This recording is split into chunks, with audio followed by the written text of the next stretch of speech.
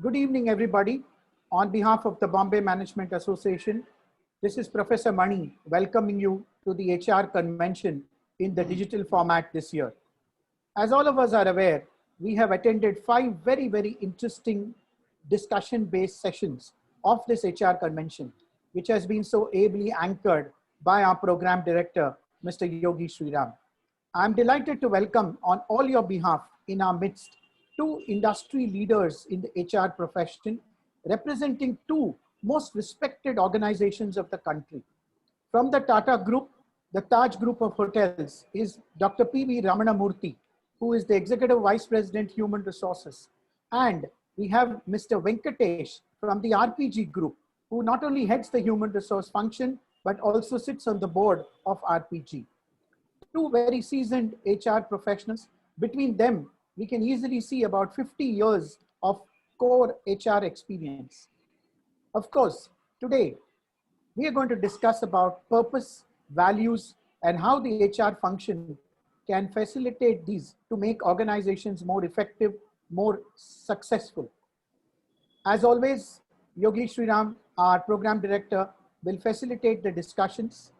Thank you for being punctual, and that I guess adds on to maximize the learning time we have with these two stalwarts. I'm only going to say this much about Yogi because introducing him every time is more difficult because I have to find out something new about him. Most of us know that his contributions to the HR fraternity are innumerable. He continues to be part of the advisory boards of the Tata Institute of Social Sciences, which is his alma mater. He is the advisor to the CMD and CEO of Larsen & Toubro group of companies. Very active in national forums, including the All India Management Association, where he is on the council. Of course, what many people don't know about Yogi, he's an extreme avid photography and toy train expert. Not only he's fascinated by them, but he's an expert. And I use the word toy train jocularly. He runs all engines, trains, which are mechanically assembled, and has got some of the lovely collections of these at home. So while Yogi chugs away into this session, let me welcome him once again and hand over to Mr. Yogi Sriram. All yours, Yogi. Thanks, Professor Mani. It gives me great pleasure to introduce S. Venkatesh. And Venkatesh is affectionately called Venki, and I throughout the session be referring to him as Venki. He's the Group CHRO of RPG Enterprises, which is a 4 billion diversified conglomerate with global businesses. And they have 30,000 people. He's on the management board. He's a senior leader with 33 years of experience. He's from the same, his alma mater is the same as what Mani and I are from, the Tata Institute of Social Sciences. And he has been in many diversified kind of sectors of business. He's been heading HR for large conglomerates. And he's also had a stint as in entrepreneurship in running his own firm. So welcome, Venki. And we also have Dr. P.V. Ramanamurthy, so affectionately called PVR, and we will be referring to him as PVR when we fire questions at him, or PV. So PV is a qualified lawyer. He's done a whole host of degrees and very academically qualified. He's got a doctorate in strategic human resource management, and he's working in the Taj at the moment, as Mani said. Taj is a very interesting company. I know that the hospitality sector is under a bit of pressure these days. Travel and hospitality have taken a beating in the pandemic, but Taj is doing some very unique things. And before that, PV was with Coca-Cola for a period of 15 years, and he has been contributing as a writer for papers, speaking in various forums, and so on. And welcome then, PV.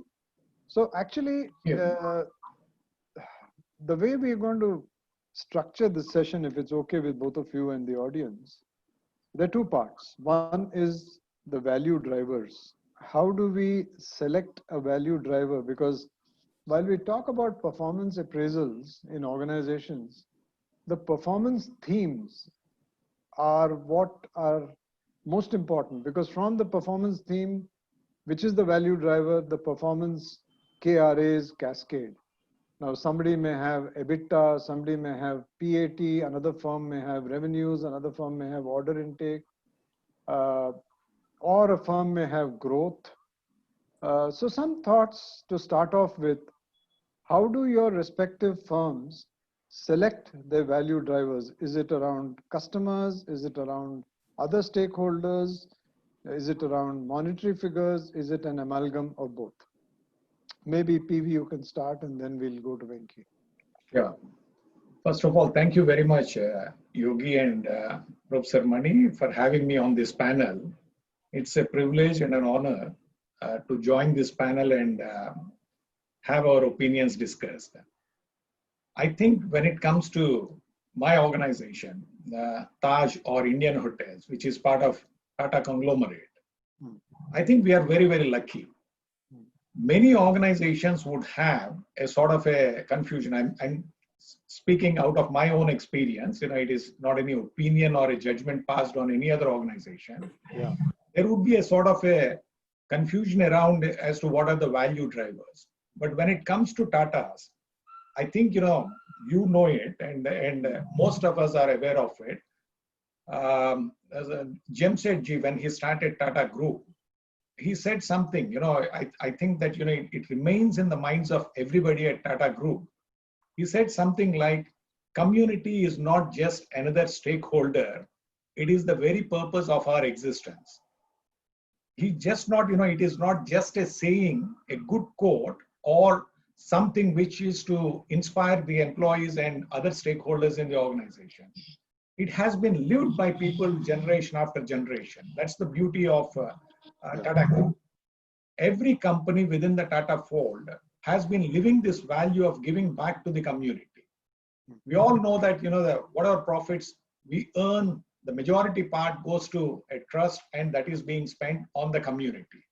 So there has been a model that has been created. It is not just saying that, it's for the purpose of the community, but there is a mechanism, a model that has been created and put in place. And like I said, leaders, generation after generation, live those values. And that's where it inspires the organization. It's a sort of a guiding path for employees, for the leaders in the company, in every moment, in every situation, whether when we formulate our policies, whether it is HR policies or something else, that's what we keep in our minds. So that's how I would look at it, Mr. Srinath. Just as an extension question before I go to Venki, if you look at the Tata Group, and now since you talk conglomerate, if you take Titan, they're now talking about contactless watches. They're even talking about getting into saris. If you talk about Tata Chemicals, Desh Ka Namak. Also Sonata which was very famous in Titan, being a part of the bottom of the pyramid. If you talk about your own group, Ginger Hotels. So each one of these companies had something unique to offer. I'm not going to say much about Nano and stuff because that's a bit of an iffy story. But anyway, many of them had very, very forward-looking, innovative kind of practices. What is it that is the new value driver in terms of innovation for IHCL and the Taj, which is going to, make you guys win the race once the pandemic is over, the vaccination is found, and people come back to your hotels? They've already started coming, I know that, but coming back, flocking towards it and saying, it's going to be Taj, not the Oberoi. Yeah, no, that's a good question. See, it's like this. What this pandemic has done to us, we all know that, it's many of us and many who are not on this call, we have had those hardships. The businesses have been facing the trouble of not getting enough revenues, not having enough cash flows, no profits, so on and so forth. And the good part is that this COVID, the COVID-19 situation, has also given certain benefits. The innovative thought process has started in a different direction, I would say. Say, for example, in our case, some new business models have started emerging. Some of the new business models, which we never thought of before COVID period, have started. Let's say, for example, Qmin. Qmin is what? Sitting in your dining room, you can have the best of cuisine, our cuisine, with a sort of an ambience and music. That is, our people have gone and created the virtual ambience and then the music also. Now, what's happening is people who are there in Bombay, Bangalore, Delhi, whether it is friends or relatives, whether it's a wedding party or something else, the food goes home and virtually the ambience, a sort of ambience is created. They never thought about this kind of a model when pre-COVID. And similarly, hospitality at home also. So these are the new business models. So if you look at the principle behind these models, it's agile strategy. We need to be agile. We need to keep changing. We talked about VUCA before COVID. Now, this is much more than VUCA. It is volatile plus ambiguity plus kind of a thing has emerged. So when we apply this agility as the mantra and do all that innovation that's taking place within the organization, there is so much of innovation happening within the organization, and that innovation is coming out of our people. Cross-functional teams, virtually they are working. Qmin is a great example. Nobody met to create Qmin, but it happened within the timelines and they could launch it. So these are the things, I would say that, the agility part of it. How do we align the entire organization to this mantra of agility? It's not just, the business model is agile, rest all is rigid. It can't be such. Whether it is the way we structure, the way we recruit people, the way we design our HR policies, everything has to be agile. We can discuss all those things, but in the interest of time, I'm stopping it here. Venki, your thoughts, please, on this subject and how the RPG grew. I know it's you're very diverse, and the answer can't cover all the companies. But in general, how do you guys select a performance theme? How do you select your value drivers? And how do you sort of communicate it across the group? Sure. Thanks, Yogi, first of all, and Mani for having me here. And PV, it's a pleasure to meet you after a long time. I think in our case, rightly said Yogi, we have been very careful not to get very deep into the business model when we articulate anything which is at the group or conglomerate level. And all of us over the years have kind of struggled to kind of differentiate between what are value drivers, the terminology you use, what are values, what are performance parameters, what are capabilities, what are behaviors. I think in my mind, after maybe 30 years, it's kind of settling in with a lot of clarity.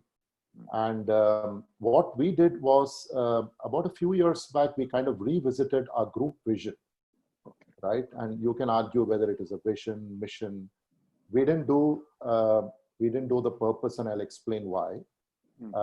We actually put together a vision which we said must be easy to remember, because most vision statements are so complex that nobody other than the agency which wrote it remembers in any organization, right? Or you need a aid memo at the back, a big, something framed at the back in your office. So our group vision is unleash talent, because we think that's one of our fundamental strengths is RPG. Touch lives, because we said whatever we do, we must touch anybody and anyone who comes close to us. The third is outperformance, which was actually an aspirational part of the vision, because we felt that over the years we are a nice company, but are we an outperforming company? We started questioning ourselves, and there are many parts of our organization which we realized is not, to be very candid.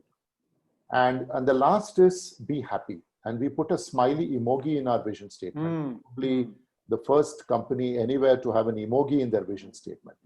So people initially felt it was a little fluffy, it was touchy-feely, but we said that's the kind of company we are.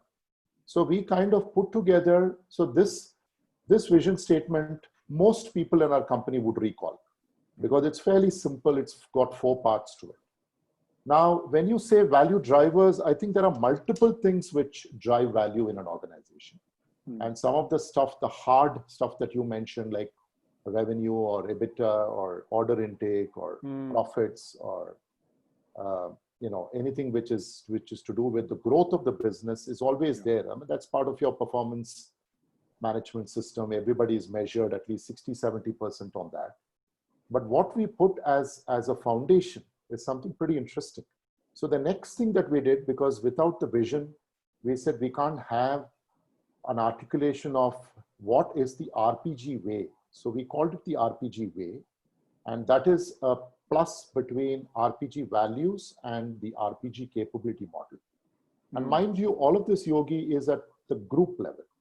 So we believe as a diversified conglomerate, we've got to provide two skies for people to live under. It's actually a dual citizenship model, as I call it. And the twain shall not conflict with each other. So at any time you're living under the sky of a Seat Tires or a Zensar or KEC, there's a overarching sky called the RPG sky. The RPG sky says that your values, which I define as something which is eternal, values are something which, let's say, like my mother taught me not to waste food on the plate when you get up.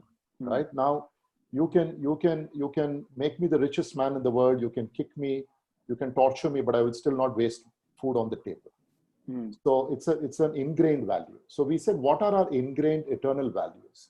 So we identified three which came to our mind easily, and which is respect, openness, and integrity. Everybody put their hand on their heart and said, listen, this is something which definitely all of us hold very dear. But we said every human being should also have an aspirational value. And therefore, what is the aspirational value for us as a conglomerate? We said passion and courage.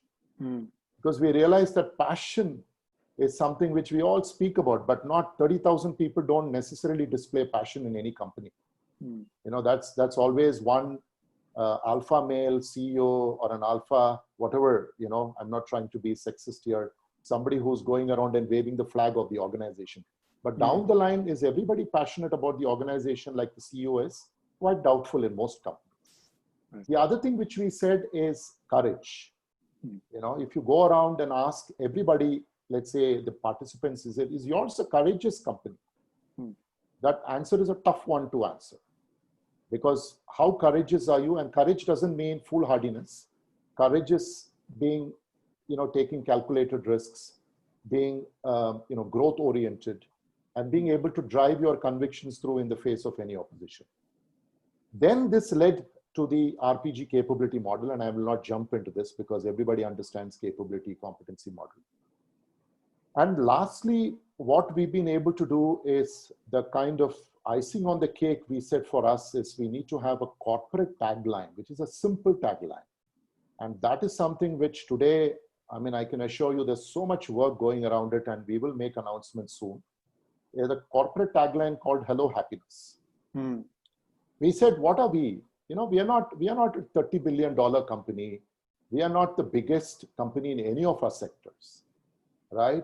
So when I met Harsh Goenka, when he interviewed me, he said, Venki, I will never be the biggest company in India, at least in a long, long time, maybe not in my lifetime. But I want to be the best place for people to work in. So that happens only when you are a happy organization. I know this whole happiness theme is being, grabbed by a lot of corporates, including, beverage makers and so on and so forth, which PV is familiar with from his past experience. But this is really what we try to do. So all our value drivers is arising out of the vision, the eternal values that we have, the capability model, which is the RPG leadership model, and the tagline. And I will leave Yogi, you to prompt us to ask about purpose, which I will speak later. Yeah, I'll come to that question. I'll come to that. But I want to ask both of you a question, and I want to start with you, Venki. I thought that organizations also have an unwritten value driver or values. I think we're sort of blending both. So let's say an unwritten value. An unwritten value, to keep it simple, is the way that people behave with each other, the way people deal with each other and so on. And the few times I've been invited to RPG House, once for a book launch when Ganesh Chella was doing a book launch, I sat with Mr. Goenka, and the other time was when a gentleman from maybe Israel or American Jewish gentleman, who came there and spoke about positive psychology and stuff. And what struck me was that the promoters are so super polite that you almost take a deep breath and say, I wish I was half as polite. So in the value of politeness, I didn't hear you say about the politeness part, the respect for each other. I suppose it's woven into the whatever you had to say, but we'd love to hear a little bit on that. Second is that you somewhere in the beginning said we are a nice company. Now, nice gets associated with polite, nice gets associated with respect, nice gets associated with happy.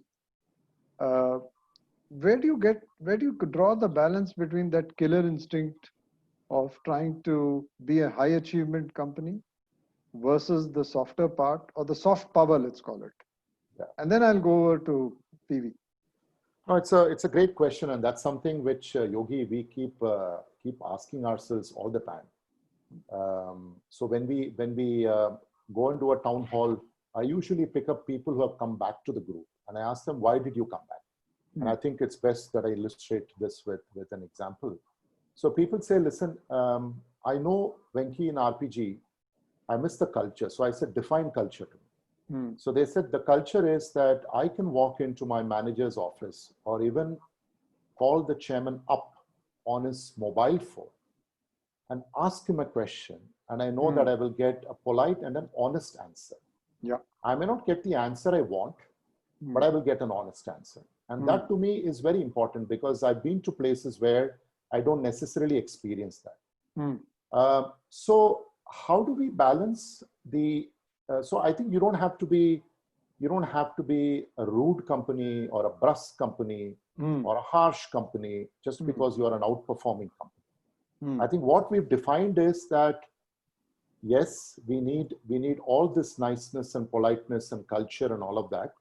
And that is icing on the cake, but the cake itself has to be performance. It has to be, wealth creation, because without that, we can't sustain all of this. Now, I can't go to the best institutes and hire the best people or hire the best leaders at competitive salaries if I didn't create that value. So we have kind of taken on this whole approach of being hard on the problem and being soft on the people whenever we have a conversation, even on performance. And we have taken some hard measures when we found that sustained lack of performance is there, whether it is intentional or it is unfortunately the person couldn't scale up.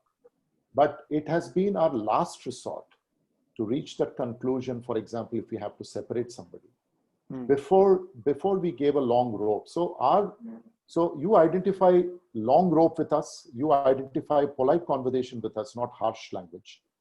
And we believe that people today are looking for organizations which give them a huge amount of respect.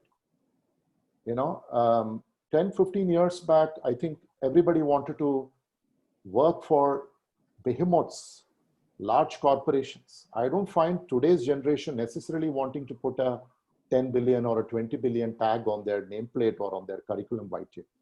They say, is this a company where I can get up on Monday morning, not feel soul ravaged at the end of the week, and keep on going to work? And more importantly, Yogi, I use a test. Is this a place where you will send your own children to work? Ask the question.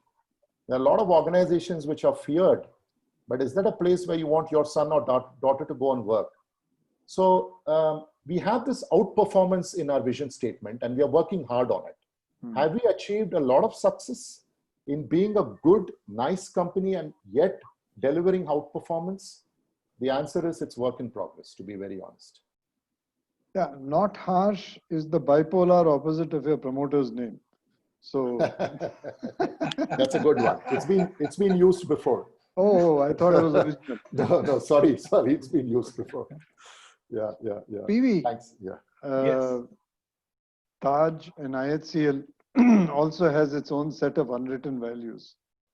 people say that for the customer, I mean, these are unwritten. I mean, you don't have to, you don't have to talk to people about it. And when I come to purpose, I'll ask you more about, how it's demonstrated. But a few examples of what are these unwritten values and how you dovetail it into your performance appraisal. You're very, very B2C compared to say RPG. RPG has B2C, but you're very, very B2C. In fact, you're completely B2C. You touch the customer all the time, whatever you do.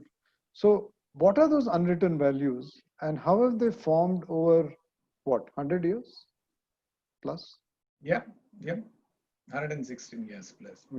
So that's a very good question, Yogi. It's like this. Like Venki said, many organizations, in the name of creating the values, what they do is that it's the consultants who would be creating it. It looks nice on the walls of the corporate offices, but do people really live those values within the organization is a big question mark. Because leadership gets changed, people get changed, business cycles would experience profits, losses, all kinds of situations would arise. In our case, we never really did this kind of a thing that we need to have some nice sounding values kind of a thing. Like you said, we wanted to understand as to what are those values that already exist in the organization. What are those values for the last 100 plus years that exist in this organization? People have been living those values. People have been exercising those behaviors. How do we capture that is what we started reflecting on.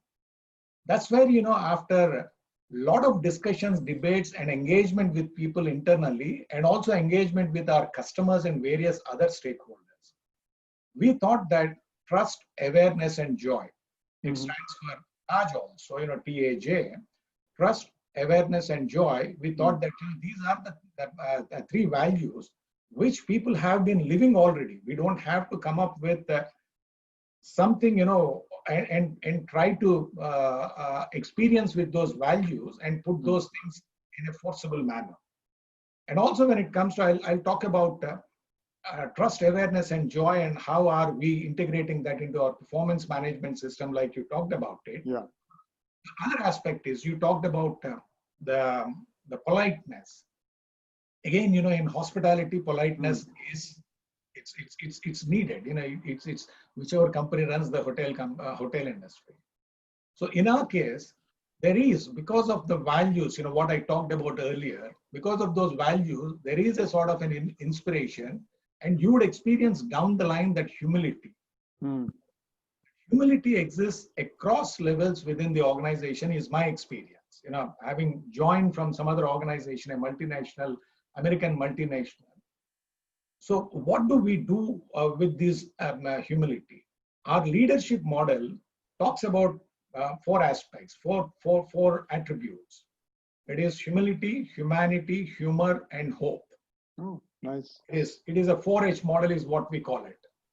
So now let's go back and see as to, how do we integrate this trust, awareness, and joy into our performance management system. We used to have the performance management system like many other organizations would have it. It's a point rating system on a scale of 1 to 5. People would be given the ratings at the end of the year, setting the targets at the beginning of the year. We all know about it. And people used to get the ratings like 3.8, 3.85, 4.10, 4.15, 4.20, so on and so forth. What used to happen because of this performance management system was there was a lot of bad blood that used to flow within the organization during that particular period, because you would get 4.10 and I would get only 4 rating. And I would raise, whether I raise it or not, whether I ask somebody about it or not, the thing that troubles me is that Yogi has been given 4.1 and I have been given 4. He has been brown-nosing the manager, and that's the reason why he got it. Because I do not know what else you have done to get that 4.10 instead of 4 or whatever. This is where we reflected on this one. As an organization, we can't have this kind of a culture. Number one, we don't want, when a customer walks into a hotel, the customer would be looking at the overall experience and saying that, this was a brilliant experience. The customer won't be saying that the front office experience was bad, the F&B experience was good, kind of a thing. It's an overall experience with which the customer walks out of the hotel. Given that scenario, we thought that, it can't be an individual rating. It should be a team appraisal. What we have done is, we have done this 6 years ago. Entire hotel would get a rating, a particular rating, basis the targets which are set for the hotel, whether it is financials or customer or employee related or other factors. Everything, it's basis the rating. If it is 101%, everybody would be given that 101% bonus. That's how, that is one way of ensuring that, there is a sort of trust on each other, that I'll not mistrust Yogi because he has got this 4.10.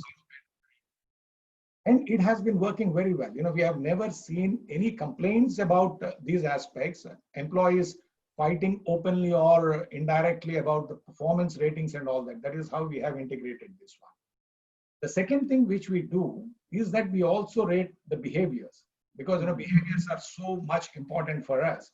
As part of the performance management system, we also rate the behaviors as to what kind of behaviors have been exhibited. We have these culture meets once every 3 months, and of course, unfortunately, because of this COVID, we couldn't hold those meetings. But soon we are going to have a virtual meeting on that. During the culture meets, people from various sections, from various functions at various levels, they give their views and opinions. This is those aspects, and also a survey which was conducted a few years back. So we have come up with a code. Leadership code is what we call it. What are the behaviors you are supposed to exhibit, and what are those behaviors which are not to be exhibited at the workplace? And that's what is part of our performance management system. I do not know if I have answered your question. And similarly, the 4H model of humility, humanity, humor, and hope, we integrate that into our leadership development programs. That's integrated into that. And then, all leadership development programs are basis that one. And all the interventions are also basis this 4H model. And I think for the audience, the hotel industry has its own unique parameters, which are even financially different from other companies, like the average room rent and RevPAR and stuff, which is quite different from the usual EBITDAs and so on. You must be using that also. Oh, no, EBITDA is EBITDA or PBT or revenues, those are all there. Yeah. RevPAR is revenue per available room. That's right. That also we measure. Yes. And now, my telepathy tells me that the audience is hungry to hear about purpose and very keen to hear about stories on purpose. I want to ask both of you, and starting with Venki. Normally change is driven when you have a sense of purpose, and change doesn't necessarily happen by powerful people in boardrooms talking about change. It doesn't happen when powerful CEOs talk about it in town halls and so on. I think it happens at the bottom. Yeah. I think it happens when, let's say, there is a crisis, when a whole lot of terrorists storm into your hotel, and you have people who lay down their lives, or you have a very difficult situation when there's a shortage of material and people in some factory rally together and say, okay, we have to meet the target, we'll do it. Please tell us some stories, starting with Venki, about how purpose has been driven by very ordinary people doing extraordinary things, and then I'll go over to PV. So, Yogi, I think, some of these, the words and definitions might differ. So in our group, each business has a certain purpose, and which is that classical quintessential question, why do we exist? So that gets answered by the kind of business they are in. For example, CEAT uses the whole platform of safety. because we are also one of the biggest two-wheeler Yeah. tire manufacturers in the world. So it's a purpose of the product and the kind of service that we offer. I think where probably you are going to is coming out from our perspective from values. Okay, so if I go back to my previous response to you, if I'm talking about passion and courage, you know, so are we the kind of company that will have the courage of conviction to kind of battle out a crisis for a long time and be able to help our employees in dire need? So I'll give you an example. In KEC, the business which you are familiar with, which is an EPC business. Not many of you may remember, it's now, you know, India is a country of fleeting headlines week after week. So about a couple of years back, we had 10 of our employees being kidnapped by the Taliban in Afghanistan. And they were held hostage. And as we speak today, a few of them are still held hostage. The Taliban had nothing against KEC or RPG or any of our employees, obviously, but they just used them as a pawn in their negotiation with the government of Afghanistan to seek release of prisoners. So that was an extreme test of our ability to, you know, you can talk about values in a seminar like this, but do you actually walk the talk and support people? So I think we've been very, very, very, very sensitive, very engaging with both the families as well as the government negotiators and all of that to kind of deliver the comfort. I mean, we have to do, you can't even speak to them directly. You have to do it through interlocutors and so on and so forth. So finally, when people got released one by one, we kind of, our entire leadership team, not just the HR team, which is in the, this is actually the KEC South Asia business, which is our SARC business. Leadership team came out to support the families. And I don't want to get into what all they did, which is something which we should do. It is like somebody in your own family, God forbid, who goes through this situation. I think we've had multiple situations like this. We've had recently calamities in a completely different world in our group called Harrison's Malayalam, which is a plantations company down south. So you would have heard about the devastating landslides which happened in Wayanad. Now, again, Yogi, I think this is, you know, the whole spirit of being a good Samaritan, the humanitarian thing, is something I would expect out of any organization.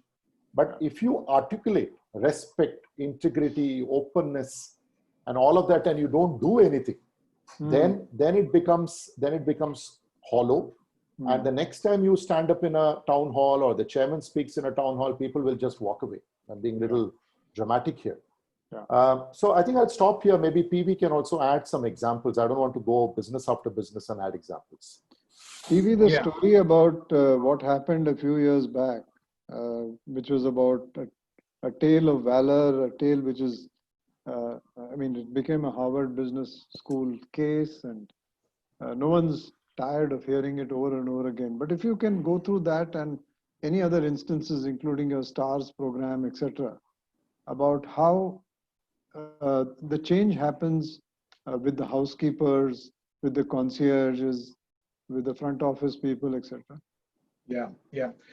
See, I'm going to talk about what you said, you know, the terrorist attack in 2008, and also give one recent example during this COVID-19 situation, what happened. We all know that, you know, many of us would have seen the TED video of Professor Deshpande. I think it's TEDx. Professor Deshpande, who talked about it, and we would have read the Harvard case study also on the terrorist attack. I was very curious before I joined Taj. I was not part of the organization in 2008. I joined Taj in 2014. But before I joined, I was very, very curious, and it did not really make any sense at some level, because, you know, it's as human beings, if there is a threat, either we will run away from that threat or fight it out or freeze and all that. You know, we have studied all that stuff in our HR management and psychology. Here is the case where not even one person has gone out of the hotel. Everybody stayed together. to protect the guests, and in the process, our employees lost their lives. Yeah. It's incredible, is what I thought.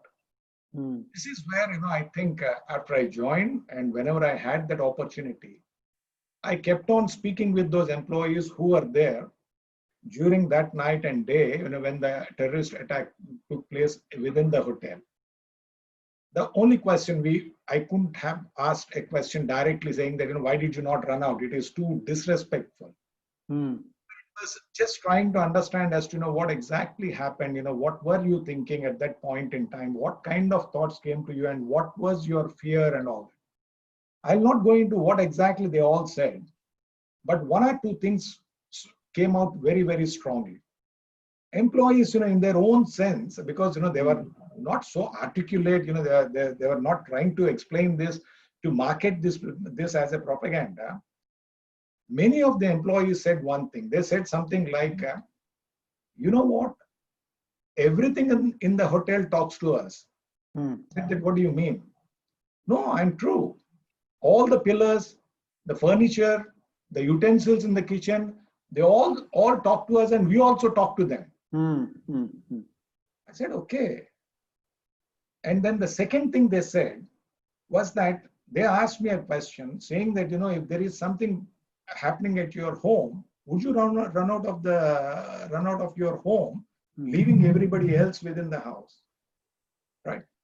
So the summary of it was that the first one, we talk a lot about work-life balance. Mm. In the case of our employees in that hotel, the boundaries between home and workplace got erased. When they say that everything's talked to us, they relate themselves to everything in the hotel. They relate so much that this is mine, this belongs to me. It's like living in a house for 15, 20, 25 years, and then we know every part of the house, everything in the house, and we could so very well relate to it. So that's it. That's where, I thought that, the boundaries got erased. This is where, they can work long hours without really thinking of going home after fixed hours and all that. The second thing was that they knew that Mr. Ratan Tata was standing at the gateway of India when this was all happening. They knew it was in the television and all that stuff. Mm. They said that, unconsciously they were thinking that this is our time to give back to the organization. Mm. The company has given them so much. The company never looked at the rule book, the HR policies when it comes to medicals and all that. Yeah. So unconsciously, everybody was trying to give it back to the community. And this is where, the purpose of giving it to the society. They had seen it, their leaders living it, and employees also, lived in that particular moment without any second thoughts. They were not thinking anything else. So this was one of those things related to the terrorist attack. Let's look at the recent thing. When COVID started, we were stunned. We had to close down due to lockdown. We had to close down our hotels. But the natural instinct was to support the community. Supplying food, what do we have? We can cook food in our TajSATS and supply food to the medical fraternity. It all started with somebody requesting or, somebody noticing that, the medical fraternity was not having a proper food. So that's how it started. When all this the food supply was happening, when employees were risking to go to the kitchens and cook food carefully and send it across to the hospitals. So what happened was that I got a call. Incidentally, I am the chairman of Taj Public Service Welfare Trust, which did all the money part of it. Yeah. I got a call from Tata Trust, Mr. Ratan Tata's office. His secretary called up saying that Mr. Ratan Tata wants to supply food to the police personnel in Bombay because they were not getting food. Can you please do that? I said, of course we can do that. The next question was, we will give you the money. You don't have to spend it from your Taj Public Service Welfare Trust. I said, that is very good. The third thing was, there is a caterer whom we have identified. We want you to supply food through him. I said that we have TajSATS. We are already supplying food. Why do we need a new caterer? You know what they said? They said, no. Mr. Ratan Tata wanted two of the senior people to eat that food, taste it, and show the food to him. And we went and showed the food to him, and he insisted there should be a sweet in every meal, morning and evening. And so, we can't change it. He has approved it, kind of a thing.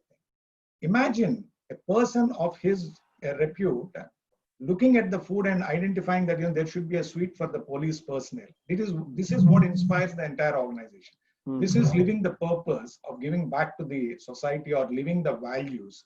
So these are the two examples that would end. There are any number of examples. Every day we experience that.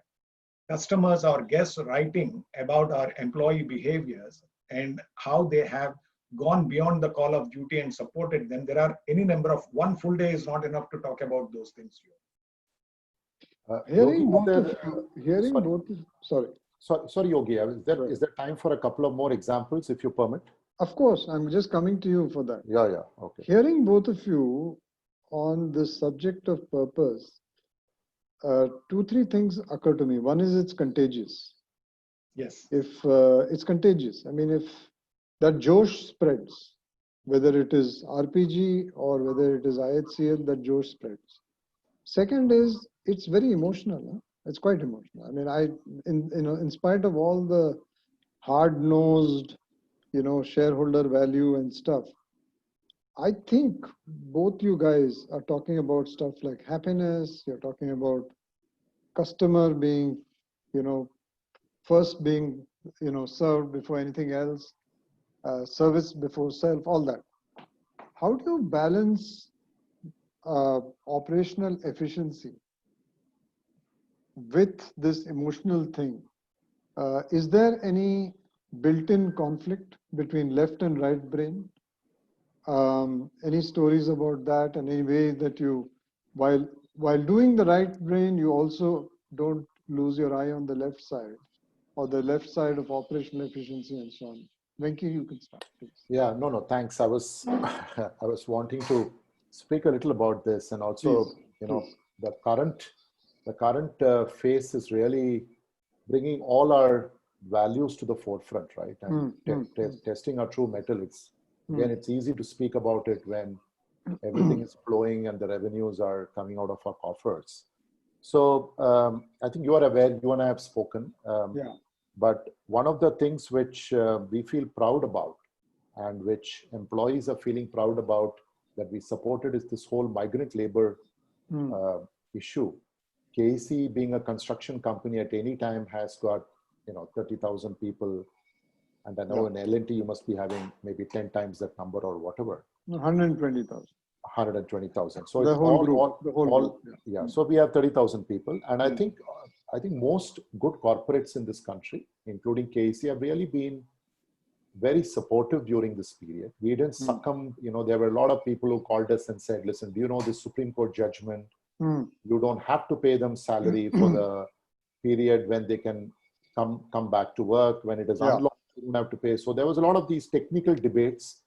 We said, "Listen, we are not doing anything right now. We're just sitting on our backsides, feeding these people, giving them medicines, giving them a decent place to rest, ferrying them to their hometowns and ferrying them back is not going to cost us anything." And if you add up that cost, it's frankly nothing compared to the kind of revenues that we make. So that was one. The other is, I think there we had a lot of pressure. Of course, there was a lot of pressure in the initial stage. It was all doom and gloom. They said that we are going to be wiped out for the next 3 years. Revenues are going to be 15% of what it was originally. But thankfully, God's grace, nothing of that has happened. In most of our sectors, we have come out relatively unscathed. So to not do something good when you are not doing so badly is a complete letdown of your values. The second, Yogi, that we are feeling very happy about doing is that the moment lockdown happened, we moved into a complete flexible work from home. You can't talk about happiness and put people under pressure during COVID to come to work. So as we speak, 30,000 people, I mean, I'm excluding the factories, but 30,000 people are working from home. And we have no plans to bring them back to work. And some of you may have seen, during this time, it also struck us that why not make this a permanent way of life in our group? So we've launched a fairly interesting work from home, work from anywhere policy, where even post-pandemic, We are allowing 50% of our employees to never ever come to work. And we have people who are going to be 100% work from home. We've actually shut down most of our sales offices. Yeah. Because in sales offices, you know that the customer never comes to you. You have to go to the customer's site. So now people are all working from home. In IT, the same real estate is going to be used to double our headcount, and therefore our revenues and productivity is going to double. Yeah. And we are also extending this, interestingly, to factories. Nobody's done this before. So we are saying if you are not literally running a machine on the shop floor, you also have the privilege of being on work from home. And by the way, Yogi, we're also trying to do this in project sites. Now, that might seem ludicrous. You know, project is all about physical construction. But there are periods when people don't have to go to work. There are periods between projects when you don't have to go to office. So the whole divide which was there between office people and non-office people, which is quite common in manufacturing organizations and project companies, that they feel that there's a lot of privilege enjoyed by only the so-called white-collar office-going people, we try to demolish. Now, we did it now. So if we had waited till the pandemic got over, then it would have been tougher for us to do so, because then there would be pressure on people to come to work and be far more productive. And it was a test for us, because we looked around to see any example of anybody who's deployed a permanent work from home policy post-pandemic. There was none, except Siemens, which of course is a very single kind of a business compared to our kind of diverse businesses. There is not a single organization that we know, including the large tech majors in the US in the Bay Area, which have got a permanent approach to work from home like we have. So this for us is a true test of the values, and to do it when you're under financial pressure and when you don't even know how the world will look like when we come crawling after the pandemic. I think we call it whatever, some people may call it blind faith, or it is foolish passion about happiness, but we've done it. So that's something which I wanted to share with all of you. Yeah, and before PV comes on, L&T supported more than 200,000 contract workers during the lockdown. Yeah. With regular meals, with wages, and we feel very good about it because we were very principled and very much on the right side of law, and very caring, I think, during that entire period. But thanks, that was great to hear, PV. What the question was about, is Taj very touchy-feely and stuff about its purpose and direction, and and do you think that the hard-nosed operational efficiency sometimes could get slightly watered down because of the touchy-feeliness? Not really. I remember that was only to provoke you a bit. No, no. I said not really, because that model won't really work. That touchy-feely, the right brain stuff won't really, is sustainable. We all know that. So it has to be a good balance. But which comes first? Obviously, the purpose, the values would come first, and those are the driving forces for the organization. The heart comes first, you say? Yeah, absolutely. Let me take a couple of examples. I was talking about the purpose getting integrated into the operating models of the business. Otherwise, it is purpose will remain as a purpose, and probably, we won't have the financial muscle to live the values. Our belief is that we need to create economic value to live our values.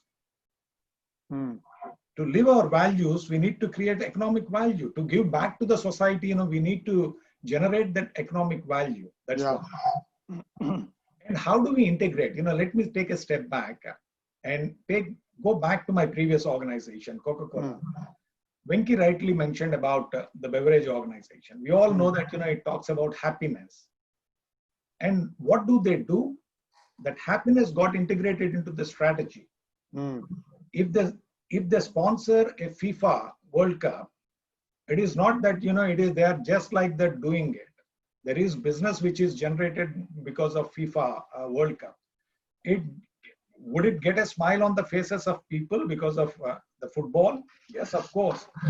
So, I'm saying that, the purpose of creating happiness gets integrated into the strategy and then into the operating model of the business.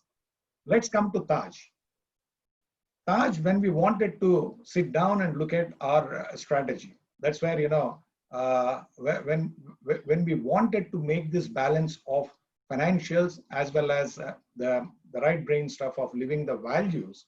And like I said, to live our values, we need economic value. What we thought is, we don't have to invent the strategy separately. The organizational capability that already exists. The organizational capability that already exists is termed as Tajness. What about Tajness? It's the warmth and affection with which our employees treat the customer is called as Tajness. That exists in the last several years. And the thinking was that, can we make this our strategy, our differentiator, our competitive advantage, so that, we will be better than the rest of the competition. That's how, it became our strategy. And in everything we do within the organization, the operating models, we ingrain Tajness into it. Let me take one example of people. How do we get this integrated into the people processes or HR processes? One of the initiatives that HR has taken up is reaching out to the customers. It's called Beyond 100%. It's reaching out to the customers and understanding from them as to what are those behaviors from our frontline employees which were appealing to them during their stay or experiences, and similarly, which were those behaviors which were not so appealing.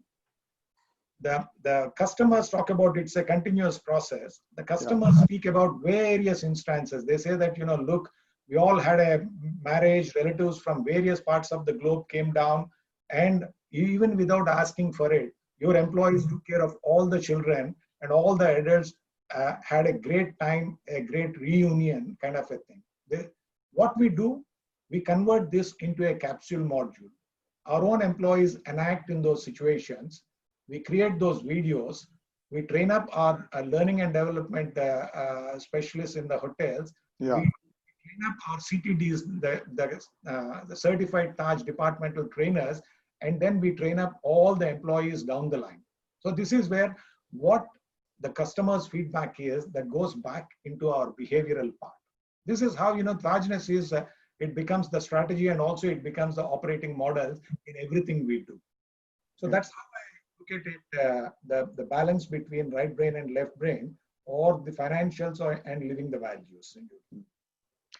Question for both of you, and Venki, you could please start, is when we talk about change in RPG and then PV in the Taj, change doesn't happen in conference rooms alone, right? It doesn't happen in where powerful people are sitting around a table. It happens at the kitchen table. I'm not being partial to the Taj when I say kitchen table. I'm just saying incidentally. It happens at training sessions. It happens in corridors. How does change happen bottom up in RPG, and how do you capture purpose and that energy for change from bottom up? Any process from which we can learn from, the audience and I included? Sure. So I think first of all, Yogi, change is something which is also becomes existential, right? You can't just usher in change for change's sake. So for us, change is also driven by outperformance, but for survival and being competitive and being able to come out on top of each of our sectors. Okay, so I think while yes, the change has to, the hunger for change has to percolate down to the last man and woman standing. I think there is a great merit in the leadership of the organization articulating the need for change. Okay, so every time we've kind of pivoted in each of our businesses, there has been a particular reason why we did that. Some of it has been existential threats. But if we just continued in our comfort zone and false happiness, we would have been wiped out of the business. For example, we have a tier 2 IT services company called Zensar Technologies. Now, we are not as big as the big boys like Wipro or Infosys. But when we looked around and saw what is the what is the competitive edge that we have, Yeah. we actually worked on being the fastest growing digital IT services company. We've been growing at 60% CAGR, which is, so we said the legacy guys are too big for us to dislodge. So we will work on the digital game. So I think that articulation happened, I think with the CEO, who kind of saw the horizon far earlier than the other people. I think there is a value in that. But the change doesn't touch a chord unless people identify with it and it doesn't become somebody's personal dream to kind of chase. What we try to do is we do have expected demonstrable behaviors from leadership which we track. And so herein is the whole RPG way. So the RPG way, as I told you, is a combination of values which you shall not let go of in whatever you're doing. So we don't encourage mavericks. We don't encourage loose cannons who kind of, don't care about the means to the end and kind of are institutional destroyers and value destroyers in the process. Yeah. So those people don't get rewarded in our company. However tempting it is to hire somebody like that who promises you quick results. We don't hire such people, and we can sniff them, spot them a mile away while we are interviewing. So we have an anathema towards such personalities. Rather, we look for people who grow the organization. So when we talk about change, other than the so-called business plan and all of that which is required for the change to happen, we also look at behavioral kind of changes that we are looking for in our leadership community. And that leadership community is not just the executive committee. We are talking about 200, 300 people down the line. Yeah. We do track their behaviors. And for that, of course, we have a lot of processes. We have something known as LDAP, which is Leadership Development Action Plan. And that is a specific 2-year focused plan, which also helps the individual in the journey of the organization from point A to point B. And for that individual to also grow from point C to point D. So that's something which we pretty much track. And in that, we also kind of ring fence them with stuff, with governance measures like 360-degree, for example. We probably one of the companies, we do 360-degree for all 30,000 people, individual contributors including. Wow. Now that 360-degree is not a questionnaire we've just borrowed from some of the big consulting firms. The 36 questions are based on the RPG way. It includes qualitative statements which used to kind of be generic statements in the past, but today we said, can you comment about Venki across the 5 values and say, what the typical stop, start, continue kind of doing kind of thing. So all of this goes as a feedback. And we say that, listen, you can drive change, you can usher in growth, but you also have to take care of all of this. So it is something which, it is like a board governance framework for 30,000 employees that we deploy. So we manage change, and some people, of course, say that, listen, all that slows down change. If you just let us be what we want to be, we can just usher in maybe double the rate of growth, but we don't want such growth. Such growth is not sustainable. And when you talk about sustainable growth, again, a big jargonish word that we use all the time, such behaviors don't lead to sustainable growth. So that's how we manage change, ring-fenced in by a lot of safeguards in terms of people behavior and ensuring that values don't get destroyed in the process. Great. And PV? Yeah. I think that, I would look at it from this perspective, and I can give some, like I said, this, whatever is happening in the organization, that needs to be operationalized. You mentioned about stars. How do we capture change that is taking place from the bottom? It's bottoms up, not coming from the top. See, stars is a program wherein the employees at the bottom would get those ratings. It's many of you would have heard it when Professor Deshpande talked about it. They would get those ratings given by the customers for what? It is, for any innovative practice. It could be as simple as even before the guest asks for it, printing the boarding pass and handing it over to the guest. The guest could give some points. And similarly, even the employees also give those points to each other. And the stars recognition program happens at the hotel level, at the regional level, and at the global level. And once a year, all these, the star awardees at the global level, some 450, 500 people congregate in Bombay, and it's like a festival, right? And all the innovative stuff that came out of this stars thing, that's widely communicated and implemented in other hotels also. That's one. And I can give one recent example also as to how this change from bottoms up gets operationalized.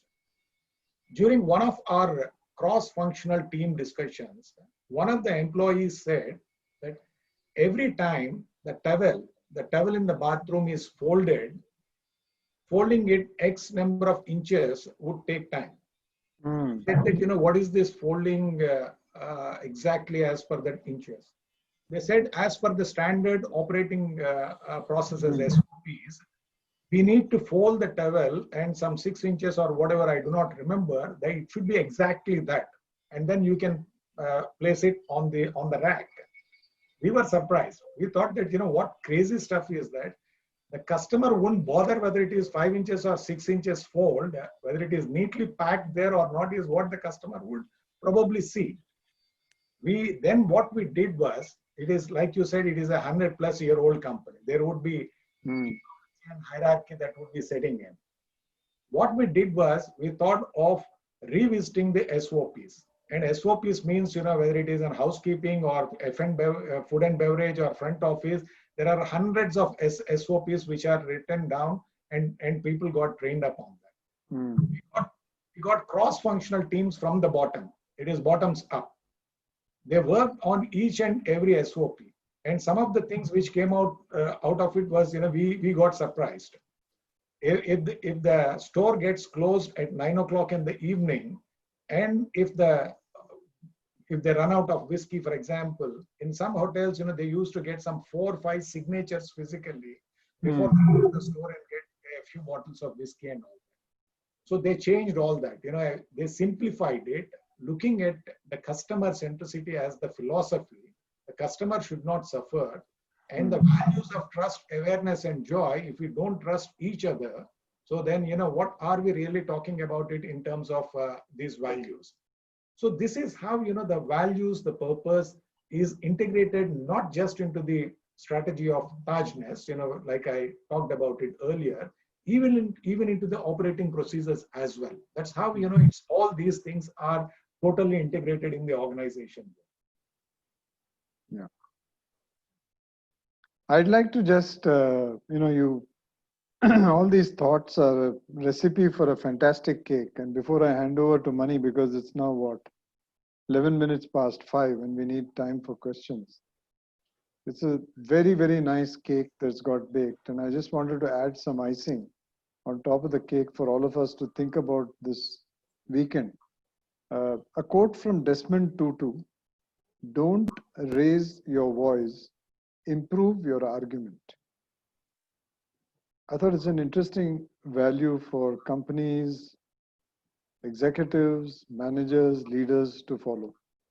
Mani, over to you. Yeah. Thank you, Venki, and thank you, PV. Wonderful discussions, and I can see a couple of questions have already come here, which I will read out to you for your comfort, and we'd love to have your responses. Sumit Dutt says, how does value systems and purpose of the company remain consistent even with change in leadership at the CXO level, who could be an employee, or the promoter level itself? So is it for me or Venki? It's for both of you. Go ahead. Okay. Go ahead, Anyone PV. can go ahead, yeah. Yeah. No, I think that's a very, very good question. And that's the challenge organizations would experience, and that's the challenge we also experience. As leaders at the top change, they bring their own thought process, their own personal values, and perhaps their own idiosyncrasies as well. I'm taking that liberty to say that. So how do we manage it out? One is that this is where I was talking about the 4H model.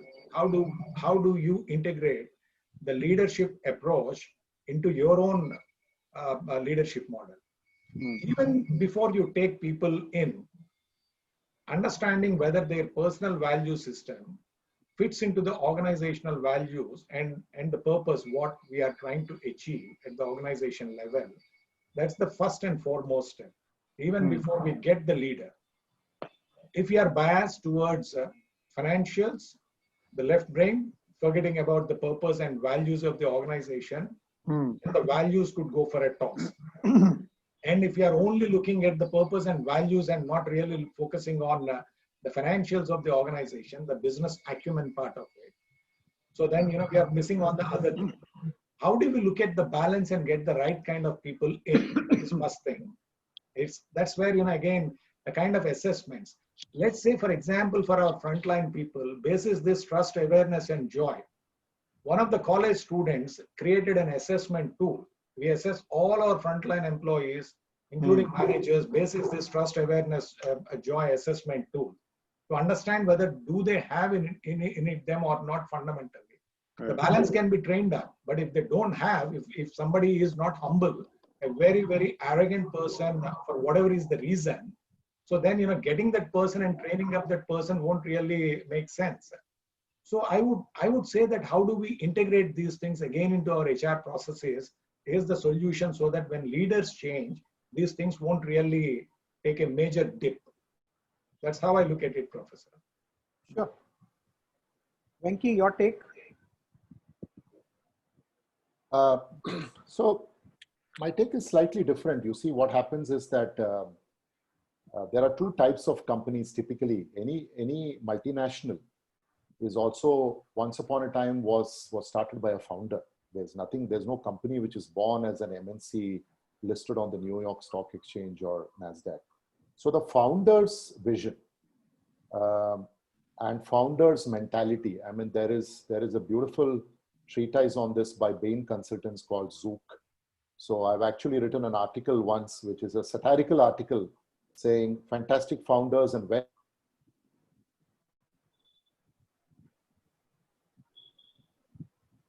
and that gets embedded. As long as they are in position, they continue to kind of ensure the values that they believe in continue to kind of get exhibited. Alternatively, when the company moves away from the founder, the board plays a pretty strong role. And I've always been saying that boards are not playing the kind of strong roles that they should be playing in India on the people aspects. Today you have the only people related committee which is there is the NRC, which is very limited in its mandate, but there is no HR committee or a people committee. So the board is the eternal kind of continuity. So either you have a non-executive chairman who's kind of pretty vocal about all of this and ensures that whether the CEO believes in it or not, the board and the organization believes in it. And sometimes they'll have to kind of stop a CEO from kind of destroying the institution. And PV is right. We also have to kind of induct people who fit into the kind of values framework that you are kind of looking for. I generally find that, because I did a career switch mid-career from MNCs to kind of promoter companies in India. I find that a lot of promoters who believe in this and who are pretty active in the business are something like the pole star for the organization. And if you have the right kind of promoter who believes in the cause of people, they themselves will kind of feel corrected, because at the end of the day, it is their company. And if you own 40% upward of any company, you jolly well ensure that nobody goes and destroy the value in that company. Alternatively, the MNCs will have to do it through the board. And you've seen so many people, and you've seen examples, and I keep talking about, there is a big difference between being a big brand and having a purpose, and the twain does not always converge. And I'm going to take two names. Some of you may disagree, but since it's in the public domain, I'll talk about it a little candidly. So we know of two companies which are great brands. One is Uber and the other is WeWork. And fabulous visioning by the founders. But somewhere along the line, I think, the pole star of how to run the organization and how to treat people and the kind of values that you should be espousing kind of got lost. That's where the board stepped in and they removed the founders. So you could even have a situation when the great visionary has to be removed from the organization just because he's destroying the value in the organization. And that's something only the board can do. If the board doesn't have the backbone to do it, then it's going to be a pretty difficult situation to control. So I think people who come in are important, but I think the leadership and the board is also equally critical for ensuring this. That's my take. Sure. I think weaving it into the organization fabric is the key to ensuring continuity of purpose, is what I'm hearing from both of you, from what you all said. Wonderful insight. I'm taking the next question, and this is from Vaijayanti. Purpose rallies people and pride creates ownership. How do you really create pride in the workplace? Okay. You can choose to answer in any sequence, alphabetical and otherwise, of comfort, as you wish. Please go ahead. PV, go ahead, after you.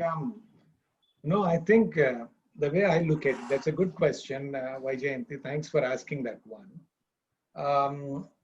What is pride? You know, when we feel good about what we are doing, and when we feel that we are contributing enough to the organization, that's taking pride in what we are doing. It is making sure that everybody in the organization understand as to, you know, whether it is the services or the product which is manufactured, what is the end use of that one?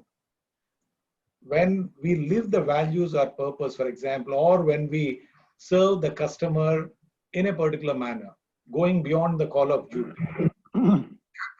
that's the outcome. What happens to the customer when we communicate this very well to the employees? I think that, you know, people will feel very, very proud about what they have been doing. Take, for example, a manufacturing unit. In many of the companies, people work in silos. They produce a particular piece or they provide a particular service without really knowing as to, you know, what is the end state of this particular product or service. I think that, you know, one way to create that pride is to have continuous communication within the organization. It is upwards and downwards, laterally, everybody knowing that, you know, this is how these services are impacting the lives of our customers, the community, or other stakeholders. I think, you know, that's where we feel that pride that, you know, whatever I am doing is impacting someone's life. It's bringing a smile on the faces of my customers, or the customer is feeling very, very good about the quality of my product. That's how we can bring in pride into the organization, is my take. Sure, thank you. And may I? Yeah, please, Venki, go ahead, please. So I think Vaijayanti asked a pretty interesting question, and I think there are two parts to pride. There's a certain pride of doing, you know, producing a great product or giving a great service to the customer. And I've used two examples from my previous answer that, you know, you could be a path-breaking product. You could be a disruptor in the market, which is amazing, but you may not necessarily feel proud about working in that organization. So the second part is internally, what is the kind of pride and how settled and kind of peaceful are you with the company? And I use this word peace because a lot of us are not peaceful with the company that we work in, right? So it need not be something bombastic. It's not that we are serving, you know, 10 million people, or we are the biggest, or we are a 50 billion giant, or whatever. It doesn't have to be scale. Beyond the point. So one of the things which our people have come up and said to me is, listen, during this pandemic, you know, we haven't cut any jobs. We haven't cut any salaries.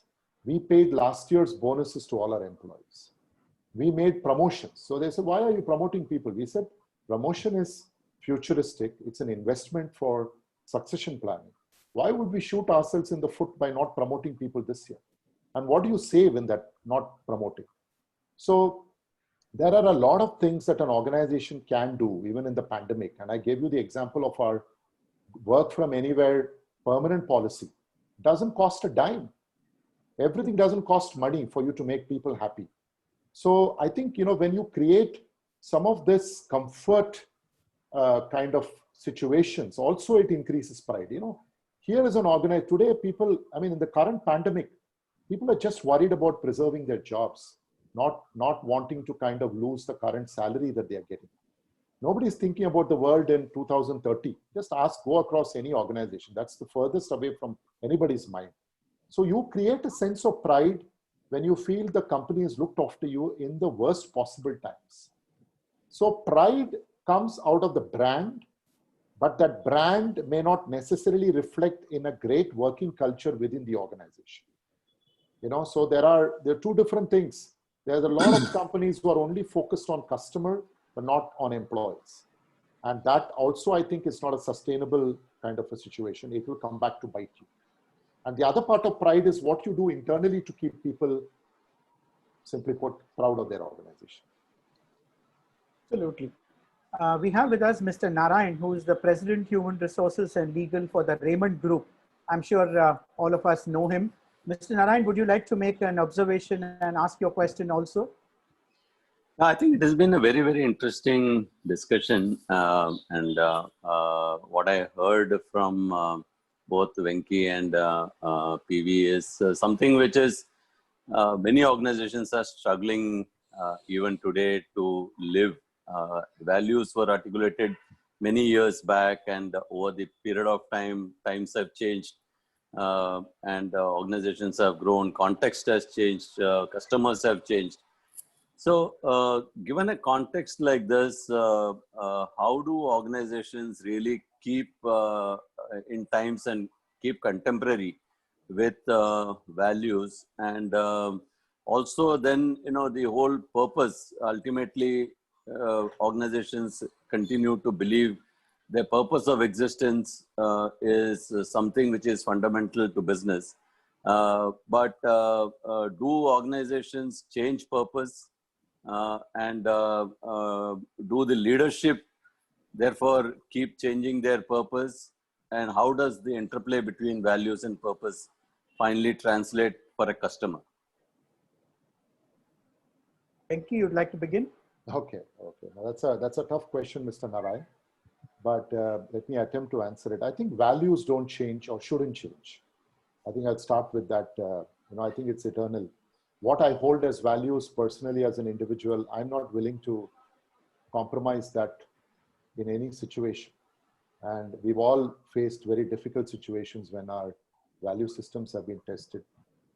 So I think organizations have to carry that as the bedrock. Now, purpose. Now, there are two kinds of purposes. There is one very high level nirvana-like statement that we are here to help our communities and help shareholders, which is obvious, and that continues. But there is a smaller purpose which is linked to the business model. Now that can change.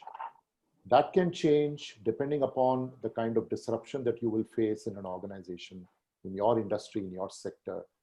But the larger purpose of being a value enhancer, of protecting the planet, or at least not destroying it, of not destroying the communities that you associate with, that has to be, I think, can kind of, you'll have to do that interplay a little more carefully. Sorry. Mani, were you saying PV? something? Yeah, no, PV. Yeah, no, thanks for asking that question, Mr. Narayan. I think that the answer lies in the kind of leaders we have. How do we ensure that the values or the purpose remain and people live those values and purpose, and then the customers also would get impacted positively? It's leaders. Let's take a step back and look at the world right now, whether it is in politics or in the general society or in the corporate. What is lacking? What is lacking is leadership.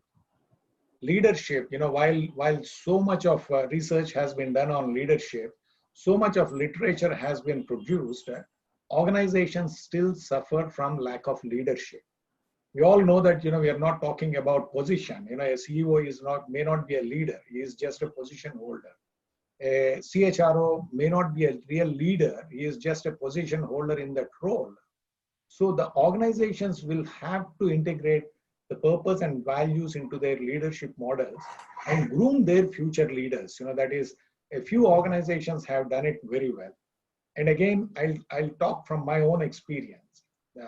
Let's say, for example, organizations like Unilever, Procter and Gamble, and Coca-Cola. Coca-Cola believes that the secret formula of the product is its people. It is as simple as that. That is what is communicated within the company, and that is what is lived also. The kind of leadership programs they put in place, the way they groom, it's when I joined Coca-Cola company 21 years back now, I left 6 years back, 15 years. When I entered the company, what I was as a leader, and when I left the organization, what transformation has taken place. Only I know about it, and I can't thank enough the company for making me transform in that particular manner. Recently, the company announced the global chairman announced the organization restructuring. 17 units have been brought down into nine units, the operating units. Out of these 9 units, 2 of those people are from India, those who got groomed in India and sent abroad for further grooming. So this is where the answer lies in grooming the right kind of leaders and then putting them in place so that your values and purpose won't change, and our customer centricity also won't get impacted. To both of you, I have a quick adjunct question. I've been hearing both of you about values and purpose, and it sounds a little bit like good whiskey being matured in a cask. It's Saturday 6 o'clock in the evening. evening. Yeah, it's Saturday evening. I mean, that's a great analogy. For example, L&T is 82 years old.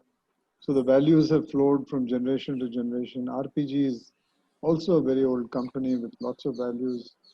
You guys are 116 years old, Taj. What about the startups? What about the new companies? What about the gig workers? What about the neo gigs? How does one, inculcate those values? Because the mindset says that they're a little mercenary. They're not mercenary, but they're supposed to be sort of doing a gig, a shot here and a shot there. And there's so many of these new wave companies in edutech, fintech, this tech, that tech. How do you grow values and a sense of pride in those? Venki? Yeah. I can go, PV, if that's okay. Yeah. Yogi, I think that's it's going to be pretty much a test of what values they evolve also, and how long they will be around to kind of see those values being cherished and nourished, or whatever you want to call them.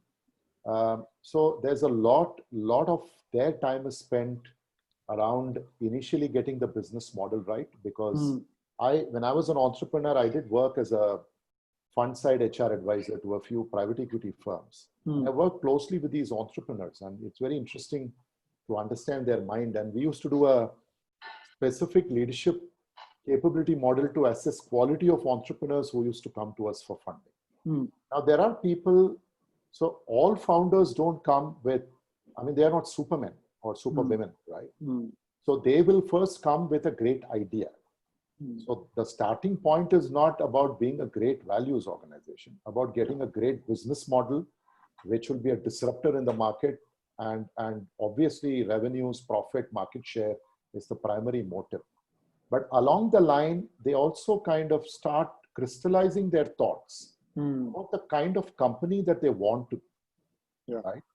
So I think it's if you see around the world, some of the giant tech companies are no longer startups, but even a very short while back, 10 years back or 15 years back, they were startups. And I think the jury's out whether they have eternal values, whether people will want to work with these companies for values, or they want to work for the whole exhilarating experience of being there in a short while. There's a huge surge of adrenaline. So, and also I think there are different types of employee experiences that people seek. Like people like you, me, and PV in a different generation, in a different life stage of ours, may not necessarily want to work for these companies. But I know some people who like that experience in the initial stages. But when they become 10, 15 years, 20 years old, are these the kind of people that people want to work in or be associated with only for a short while. There are two types of companies. And I think there are companies which are feared, and there are companies which are respected and admired, and that kind of classification will always be there. You know, I'm not able to point out a great institutional builder startup today in the last 10 years that I have seen as, you know, for me, the next generation Unilever or a Procter & Gamble or a GE.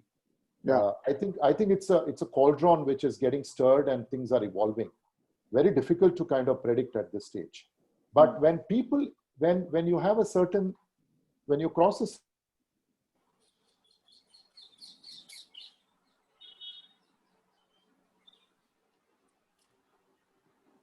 difficult to manage that kind of adrenaline rush in these kind of companies. That's my take, and I've observed these companies very closely. And like I said, they create great brands, but they're not necessarily great institutions. And there is always going to be two sets of companies. Thank you. And PV, is it only the Starbucks and the Tajes of the world, old companies I'll answer this in a, when you asked that question, you know, something came into my mind, you know, something which happened as latest as yesterday morning. Right? I got a call from Mr. Bhaskar Bhatt. Everyone calls him Bhaskar, the man who created. He spoke in our program. Oh yeah. So he created the values and also the economic wealth for Titan. We all know how great a leader he is. Yesterday he called me up for something else, and then he said something like, there is a startup PV and they do business with Titan. And you know how these startups are. He did not use the word mercenary. He said, you know, it's all commercial focus. It's how it works. It's all commercial focus. So when they do business with us, they need to have those values and the right kind of culture. So I was talking with the owner of the startup, and then I was suggesting that, you know, he can understand as to how did we build culture. And then he said, can you do a session for them basis your Taj experiences and all that? I'm saying that, you know, these startups, you're right, you know, many of the startups are, it's mercenary in their approach. You know, it is because it is the survival. Otherwise, you know, we cannot survive. We'll have to get some commercial sense into what we are trying to do is the approach. So the companies which do business with those startups, taking that responsibility, like Mr. Bhaskar Bhatt, you know, called up and said that, you know, can you do it, kind of a thing. He was taking the responsibility of ensuring that all the partners who do business with Titan also have the right kind of culture and also, you know, live the values. In whatever values, they don't have to live the values of Titan or Tatas, but, you know, do they do the right things in the first place? I think that, you know, that is one of those elements which we could look at. PV, coming to Taj itself, there is one related question specific to you by Shripad, and I read, all hotels are nice to guests. Does the Taj ask employees to do something different, or it's always something that they do special for the customer? Does Taj ask? He's asking you about the brand standards versus doing something beyond the brand standards. Oh yeah, that's a very good question. I was talking about SOPs. We don't have, you know, unlike some other hotel companies. Yeah. We don't prescribe as to, you know, what is the distance that should be there between both the legs when you stand in the lobby, kind of a thing. What we put more focus is on the emotional connect. The emotional connect is much more important for us. And emotional connect also, it is not prescriptive. It is not that, you know, do this kind of a thing. It is how would you understand the emotions of the customer and how would you understand your own emotions and act accordingly. Emotional intelligence is a big subject matter of training for us. You know, we have apps for our frontline staff so that, you know, we can train them up on emotional intelligence. We train up everybody on this emotional intelligence. And that's how we bring in the Tajness when they serve the customers. Wonderful. Venki, specific question to you again from Shripad. Before that, I want one sentence on something which I'm dying to ask. It's about, is age, you know, because Venki talked about it, and I think PV also alluded. Is age more related of a person with values, and the older the person, more the values, and younger the person, more the purpose? Are we victims of that stereotype? Yeah, Yes, Venki. Go ahead after you, PV. No, I disagree that, it has something to do with age. It has nothing to do with age. I have seen. I'm with you being on the wrong side of whatever age. But I'm saying that, is that a stereotype? It could be a stereotype. The way I look at it is that while age has nothing to do with it, the socio-economic factors could have some relevance to that one. See, perhaps, the older generation, when we were living in that, the deficit kind of a scenario, if somebody talked about the kind of movies we used to watch, it is all about deficit. So right now, it is that things have changed. So it has nothing to do with the age. Is it a stereotype? I do not know, honestly, whether it is stereotype or not. Perhaps it's a stereotype. I think it is, Yogi, it is a stereotype. I mean, I can relate at a personal level to the kind of conversations I have with my sons. Yeah. And my son is an HR professional, all of 3 years old in a large company. And I can just imagine him not being able to work with most companies in India, the kind of value systems that he keeps articulating. Okay. And it's always a conflict between, people like us who speak about pragmatism. So they say, listen, there's a thin line between pragmatism and diluting your values. And they say that your generation is notorious for doing it. So maybe that was a survival mechanism for us, because we are all pre-liberalization era folks. And, the choice was limited, but of course, we never went down to compromising our values to get anything that we wanted. We didn't do that, thankfully, even in that era. I think it's definitely not anything to do with age. I think values are now very deeply formed in young people. Yeah. It also keeps changing. It also keeps changing. They also see that some of the values that they had 5 years back is no longer. But that's how the fluidity of values is for both people like us and for the younger generation. And if that wasn't there, the world would be a boring place, because, everything would be cast in stone and we can just continue with the business for the next 50 years. That's not that easy. Thank you. But I wanted to also address your question you raised about gig workers. Is this talk about purpose values only for quote unquote permanent employees? To have the opportunity of indoctrinating them or inducting them into your company philosophy.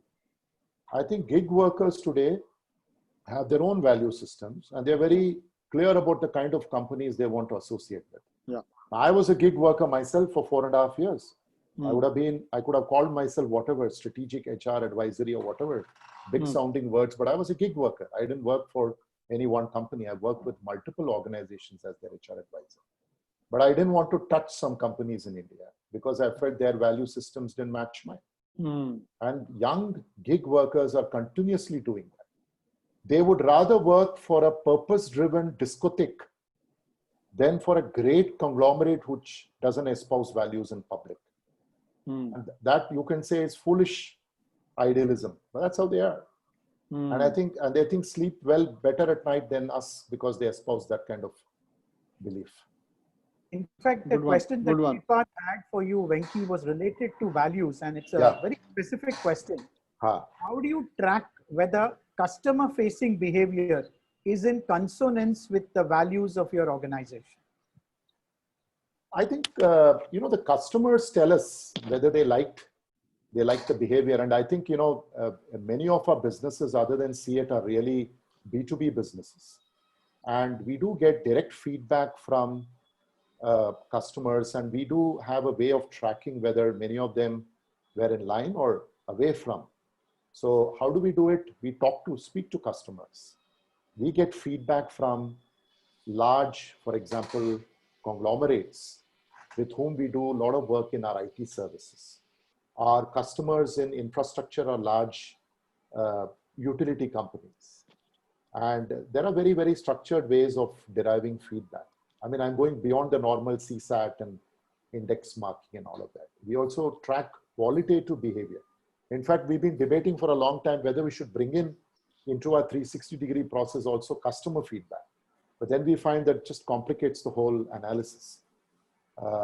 So yeah, so we do that. And I, for example, constantly give feedback to service providers. And we've adopted some of their metrics, Mani, to track our people's behavior with our customers. Okay, that's very interesting. Mr. RSR Murthy, of course, has appreciated the wonderful insights from both of you and has a question to both the panelists. And I read, there are many organizations where HR vision is not clear. And therefore, the CEO and the other managers can be quite narcissistic, destroying the organization value. How can HR rise to the occasion and stop this destruction? Your viewpoints, please. Yeah. Shall I, PV? Hello? Yeah, go ahead, Venki. Oh, I got muted. Yeah, please, Venki, please go ahead. Okay. I think this is about the role of HR vis-a-vis value destroying business leaders. Is that what the question is? Okay. Yes, around the same lines, yes. Yeah, I think, many a times we kind of live in a lot of self-doubt. The HR fraternity, that's been the bane of our existence. You still have seminars where it says, does HR have a seat at the table and so on and so forth after 100, 150 years of existence. And I firmly believe that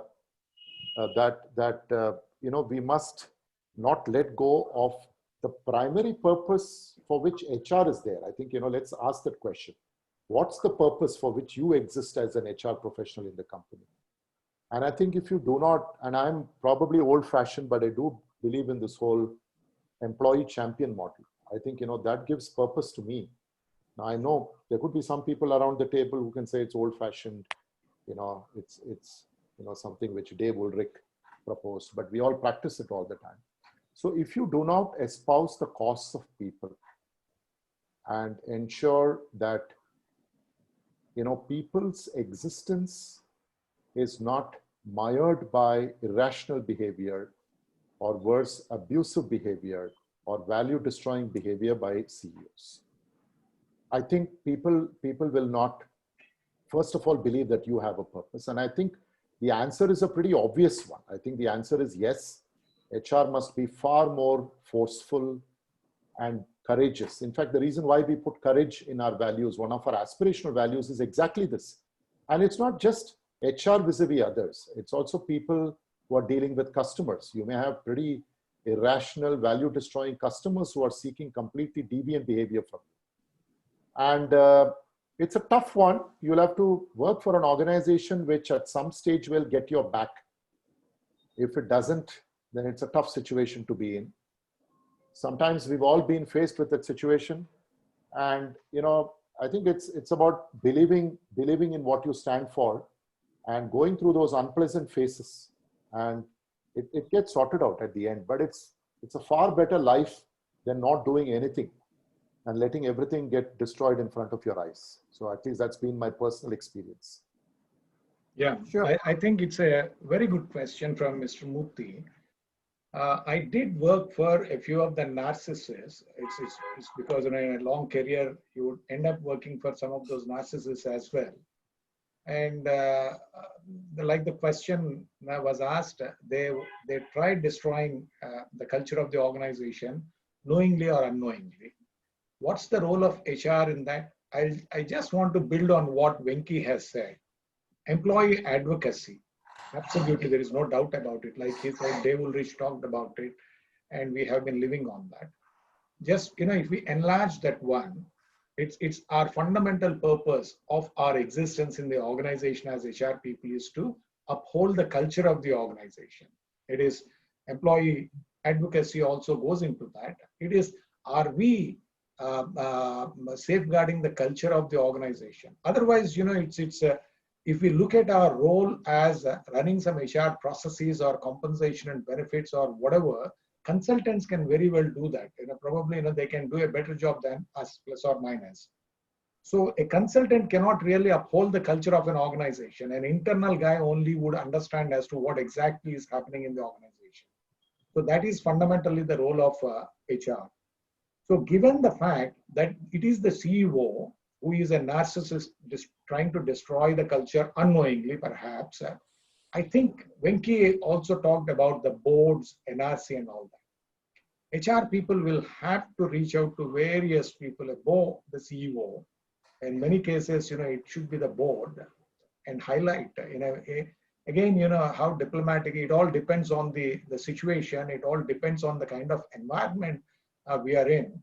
But, handling that tactfully in a diplomatic manner and ensuring that the culture is not really destroyed by the narcissist is what we need to do. That's how I look at it. Wonderful. Indrapal Singh ji, who is our past president and veteran from the Godrej Group, has a question to ask and he would like to speak. Go ahead, sir. Yeah. What is the role of training plays in integrating purpose, values, vision, etc. that you spoke about? How much training would you be giving in your respective organizations so these are well inculcated? Maybe go ahead. How many days training? It is. I would say that training plays a big role. For example, look at the model we have in our organization. In every hotel, like I said, we have an L&D manager, learning and development manager, and it is not just one learning and development manager. We have trained up CTDT. It's certified Taj departmental trainers. In every hotel, there would be number of CTDTs. They are operations people. They could be from various functions. Every day, certain time is allocated for the CTDTs and L&D manager to train up our employees continuously. It could be on the values. It could be on the feedback which we receive through beyond 100% or through the regular feedback that is given by the guests. As we go up in the organization, again, it is integrated into the leadership development programs. And at the very top, we have something called as a culture meet. The purpose of culture meet is to ensure that, listening to the employees down the line, understanding as to what they are saying, and put focus on changing our own leadership behaviors. That's the purpose of this culture meets. The top leadership team of 50 people would go on an offsite for 3 days and then, reflect on these things. And then the training is integrated into that. And there would be plans worked out as to, once we go back as to what needs to change, and the HR will facilitate that kind of a change. So that's how I look at the role of learning and development in the organization on this. We have a fairly multi-tiered system. We have something known as an RPG Corporate University, which focuses particularly on sector agnostic learning and development and similar kind of programs. So RPG Way, which is the values and capability and articulation of the vision and helping employees understand and internalize it, is an ongoing kind of an effort. And certainly we do it for all new entrants into the business, all our businesses. There is also the RPG code of corporate governance and ethics. A lot of behaviors, values is already articulated there. So we have multiple development programs to kind of, ensure that people understand it, internalize it. There are interesting gamified versions of that which people have to go through regularly. So every 2 to 3 years, we roll it out. So just because you've been in the company for 15 years doesn't automatically mean that you understand the RPG code. You might have become larger than life. You might have become a great business leader, but we bring you back to the roots and say, listen, do you understand the RPG code in its entirety? So it's a very sobering kind of an experience for all of us. There is the group ethics committee of which I am a member. And that is something which, so one is, of course, we get whistleblower complaints on integrity, but we also get whistleblower complaints on behavior. So that's not something which we let go of lightly. We investigate it and we advise the companies, because the ethics committee is a recommendatory body, it's an ombudsman, a recommendation to the companies to convey to the employee. And we write back to the employee, even if it is an anonymous mail, saying, we've advised so-and-so not to repeat this behavior in public with you. And I'm sure your line manager is going to speak to you. I think we reinforce it through all of this. And what we also do is when we have new businesses, and I'll give you a classic example. In KEC, we had, which is our EPC construction business, we acquired a lot of talent from railways and civil. And this kind of, this industry is a little, not your classical corporate kind of industry, right? You get all kinds of players there. And we were very concerned that they should not violate the fabric of the RPG organization. So specific OD interventions is something we do. Culture integration we do whenever we have, we pause every 1 year, every 1.5 years, we do a program when we ensure that they understand that, listen, you could have done something in a civil business in some other organization, but you can't do it in RPG. And we say that's exactly our differentiator, because our clients also want honest service providers. There is enough of all kinds of fly-by-night operators in this sector, but we don't want to be one amongst them. Wonderful. I guess we can go on and on and on with this wonderful discussion, but we perhaps need to come to a pause for the learning today. Thank you, PV, and thank you, Venki. Thank you very much. Thank you very much. Thank you. Thanks for the opportunity, Professor. Right. I would now request my colleague on the Executive Committee of Bombay Management Association, Sripad Ranade, to make a few final observations and also propose a vote of thanks on all our behalf. Over to you, Sripad. Thank you, Professor Mani. I don't intend to make many observations. I think so much has already been said, but it falls to me to have the pleasant task of thanking each of you. So Venki, Mr. S. Venkatesh, thank you so much for coming here and sharing with us all that is being done at RPG, and particularly some things which stayed with me, such as making people happy doesn't cost money. And also about how pride comes from being taken care of as an employee and not necessarily from the brand itself. And Dr. Murthy, thank you so much for joining us and telling us all about what the Taj Group is doing. I have a soft spot personally, being ex-Tata myself. And you never get out of Tata's, right? So.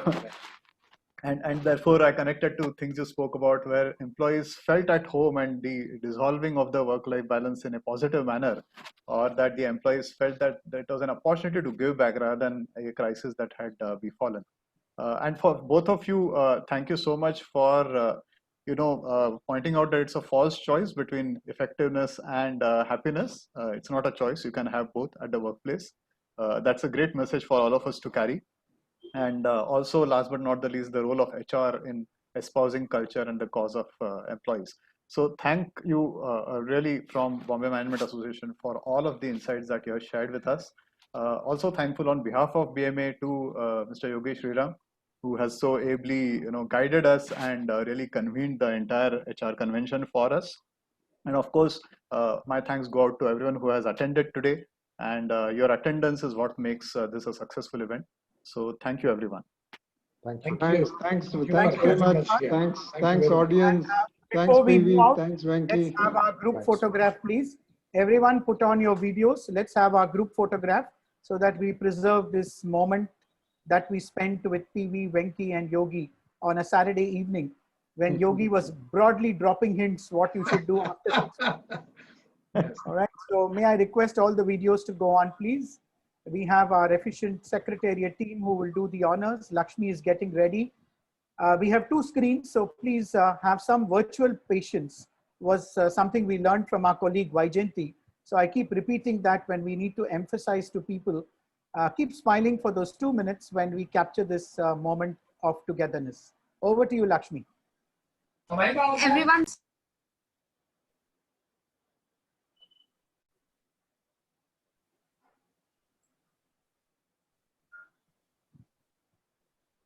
Your feedback and comments are welcome in the chat box as you leave the session. We'll be online for another 5 minutes while Lakshmi completes the group photograph.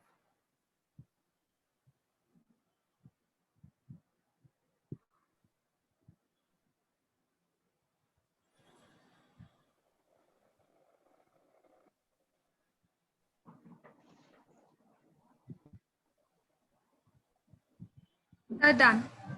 Thank you very much. Thank you very much. Have a nice weekend, everyone. Thank you. You Thank you, too, you everyone. too. Thanks, Thank you very Venki. much, Yogi. Thanks. Thank you, Professor Thanks, Mani, PV. and thank you, Mr. Thank you so Venkateshan. much. Thank Thank Have a you. great Thank you. weekend. Bye. Thank you very much. Bye-bye. Be safe, everybody. Thank you.